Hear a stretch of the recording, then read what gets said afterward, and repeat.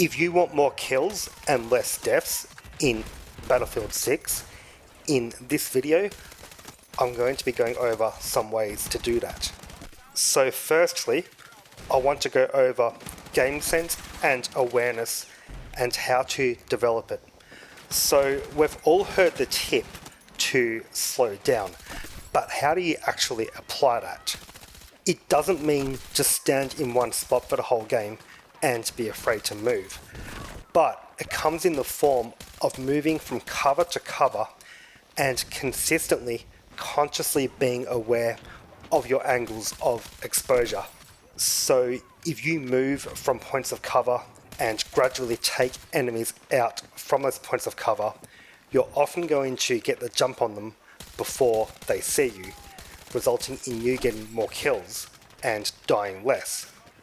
And when it comes to corners, it's best to gradually peek that corner rather than just running into a blind and getting yourself shot.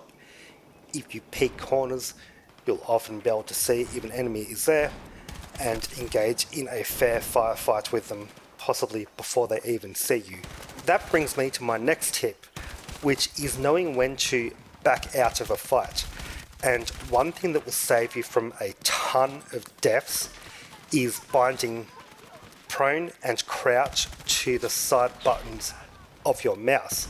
This lets you quickly duck and get out of the firing line if you're already behind cover. Then you can throw yourself down a med bag, get back up, preferably from a different angle, and finish off the given enemy player.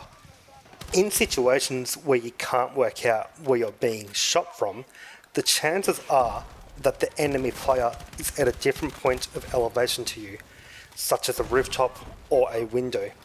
There is a lot of elevation in Battlefield 6, so you always need to be checking these points and shoot from these points when you have the chance to do so. The next thing I want to go into is sensitivity and aim. So you want to set your sensitivity so that you have around a 30 centimeter 360 degree rotation. This is 20 in-game sense on an 800 DPI mouse, but the game tells you your rotation when you adjust your sensitivity anyway, so it's pretty easy to find. Just take note though, if you're playing on a much higher sense, it's going to feel unnaturally slow when you first make this change, and you'll probably die a bit more at first, but when you get used to it, you'll find yourself getting a lot more kills. Which brings me on to aim itself.